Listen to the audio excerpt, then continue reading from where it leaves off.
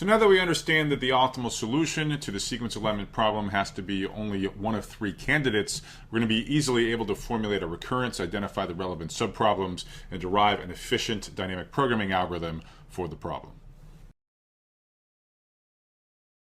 So here is the culmination of our work on the previous video. We thought about an optimal alignment of some pair of strings x and y, and we noticed that there are three cases for the contents of the final position. Either there's no gaps, or there's a gap on top, or there's a gap on the bottom. In case one, where there's no gaps, xm and yn get matched, and we proved that the induced alignment, which is of the smaller strings x prime and y prime, has to be optimal in its own right. In the second case, where the character little x sub m gets matched with a gap, the induced alignment, this time of x prime and y, has to be optimal in its own right. And in the third case, where little y sub n gets matched with a gap, the induced alignment now of x and y prime must be optimal. So one way to think about this kind of assertion is it says that the optimal solution to a problem, to a sequence alignment problem, depends only on the solutions to three different smaller subproblems. One involving x prime and y prime with characters peeled off of both of the strings, one involving x prime and y, and one involving x and y prime. But in all of the cases, all that we care about are subproblems in which a single character was peeled off from the right from one or both of the strings that we started with. And the situation is very similar to in our previous two examples, weighted independent sets on line graphs and the knapsack problem. In the independent set problem, whenever we only cared about subproblems obtained by plucking off either one or two vertices from the given line graph. So all we ever cared about were prefixes of the original line graph. In the knapsack problem, we got subproblems by plucking off the last item and perhaps also reducing the knapsack capacity by some integral amount. So there were two dimensions in the knapsack problem for which subproblems could decrease in size, the number of items and the residual knapsack capacity. So we used two parameters to keep track of the subproblems. And what we cared about were all possible prefixes of the items and all possible residual integral capacities at most the original knapsack capacity.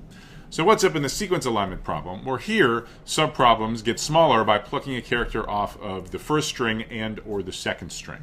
So again, there are two ways in which the subproblem can get smaller, either the first string or the second string. So we'll again use two different parameters, one to figure out how much we've plucked off of the first string, the second one to figure out how much we've plucked off of the second string. But all we care about, the only relevant subproblems, involve prefixes of the two original input strings x and y.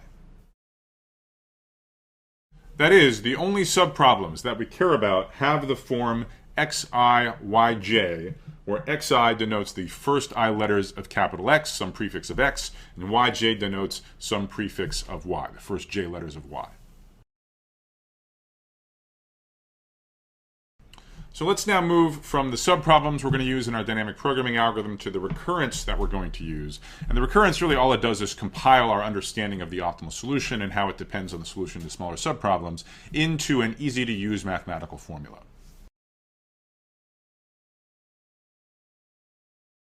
So I'll use the notation P sub ij for the value of the optimal solution to the corresponding subproblem, the one involving the prefix xi and the prefix yj. And so for a given set of positive values for I and j, what is Pij? Well, there are three possibilities. Case one is where the final position of the optimal alignment doesn't have any gaps. So it matches the final character of x sub I, that is little x sub I, and the final character of the prefix capital Y sub j, that is the character little y sub j. It matches them together and just reuses an optimal alignment for the smaller strings xi minus 1 and yi minus 1. Case 2 is where the last letter of the first string, that is little x sub I, gets matched with a gap. In that case, the penalty of the corresponding alignment is the penalty of a gap plus whatever the optimal alignment is of the first I minus 1 letters of capital X plus the first j letters of capital Y. The symmetrically, case 3, we pay for a gap, and then we pay whatever the optimal alignment is of all of the first I letters of capital X with the first j minus 1 letters of Y. This is the case where the last letter of the second string gets matched with a gap in the final position of the optimal alignment. So we know that the optimal solution has to look like one of these three things. We don't know which. So in the recurrence, we'll just, in effect, do brute force search among the three outcomes. We just choose the minimum of the three possibilities. So that's the formal recurrence. Its correctness really just follows immediately from the work we already did, understanding what the optimal solution has to look like. So before we state the algorithm where we systematically solve all of the subproblems using this magical formula, let's just make sure we get the edge cases, the base cases where I or j equals 0, correctly sorted out. So specifically, what is the value of p I comma 0, and also it turns out p of 0 comma I, where I here is just some non-negative integer.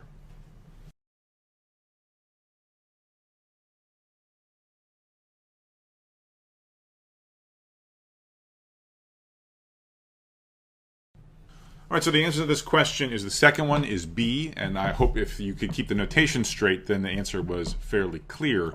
So let's remember what does Pij mean? That's the total penalty of an optimal alignment between the first I letters of X and the first J letters of Y. So consider Pi 0. So now we're asking about aligning the first I letters of X with the first 0 letters of Y, that is with the empty string.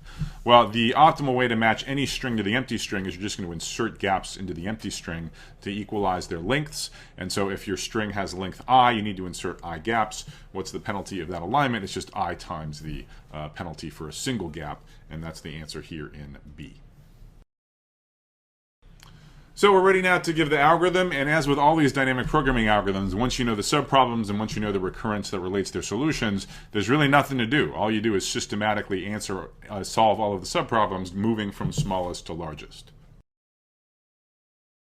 So we're going to use an array A to keep track of the solutions of all of these subproblems. A is going to have two dimensions. The reason for two dimensions is we have two independent parameters which are keeping track of the subproblem size, one for how many letters of X we're dealing with, and a second dimension for how many letters of Y that we're dealing with. That's analogous to the knapsack problem, where we also had two dimensions to keep track of the number of items in play and the residual knapsack capacity. We just figured out what the base case is, so we just solve those in a pre-processing step. So if one of the two indices is 0, then the optimal solution value is just the gap penalty times the non-zero index. And now we just go to our double for loop. It's a double for loop because we have two indices into our array, and whenever we get to a subproblem, we just evaluate the recurrence, invoking the solution to the already computed smaller subproblems. So one sanity check you should always apply when you're writing out the code for a dynamic programming algorithm. When you look at the right-hand side of your recurrence, when you look at these purportedly already solved subproblems whose solutions you're using to solve the current subproblem, make sure you have actually already solved those subproblems. So in this case, we're good to go because the indices of the subproblems are only less than the entry that we're filling in right now. So indeed, all three of the relevant subproblems, A I minus 1 J minus 1, A I minus 1 J, and A I J minus 1, they've already been computed in earlier iterations of our double for loop, so they're just hanging out waiting to be looked up in constant time. And as usual, once you've actually figured out the key ingredients for the dynamic programming solution, namely the subproblems and the recurrence, it's pretty much self-evident why the thing's going to work, and it's also self-evident exactly what its running time is going to be. So why is the algorithm correct? That is, why does it terminate with every entry Aij equal to the true optimal penalty Pij of the corresponding subproblem? Well, this just follows because our recurrence is correct. That's where all the hard work was. And then we're just systematically solving all of the subproblems. So formally, if you like, it would be a proof by induction. So the running time is completely trivial to evaluate. In each iteration of this double for loop, we do a constant amount of work. We just need to look up three strings in constant time and make a couple of comparisons. How many for loops are there? Well, m iterations of the outer for loop, n iterations of the inner for loop. So we suffer the product m times n. That is, the running time is proportional to the product of the lengths of the two strings. So depending on the application, you may be content to just have an algorithm compute for you the NW score, the total penalty of an optimal alignment, or perhaps you're actually interested in the alignment itself. And just as we discussed with independent sets and line graphs, by tracing back through the filled-in table, you can indeed reconstruct an optimal solution. So let me just give you the high-level idea of how it works. It's going to follow the same template, and I'll let you think through the details of why this really works in the privacy of your own home. So assume that you've already run the algorithm on the previous slide, that you've filled in all the entries of this 2D array capital A. Now we want to trace back. So where are we going to start tracing back this filled-in table? Well, we're going to start with the problem that we actually care about, namely the largest problem, A of m comma n. That's what we want the alignment for. Now, we know this optimal alignment is one of three candidates. We know there's three possible situations for the contents of the final position of that alignment. Moreover, when we filled in this entry of the table, we explicitly compared the three possibilities to figure out which one was the best. So, perhaps on the forward pass, we actually cached the result of the comparison, or in the worst case, we can just go back and recompute and figure out which of those three cases was used to fill in this entry. And depending on which one of the three candidates won, that tells us what should be the contents of the final position of the optimal alignment. If case 1 was used to fill in this entry, we should match little x sub m and little y sub n. If case 2 was used to fill in this entry, we should match little x sub n with a gap. If case 3 was used to fill in this entry, we should match little y sub n with a gap. If there's a tie, we get to pick any of them arbitrarily. All of them will lead to optimal alignments. Then, of course, after figuring out what to do in this final position, we have an induced subproblem involving x prime and or y prime. That tells us a previous entry of the table to go to, and we just repeat the process. We again figure out which of the three cases was used to fill in this entry. That tells us how to fill in the next rightmost position of the alignment, and we just keep going until we fall off the table.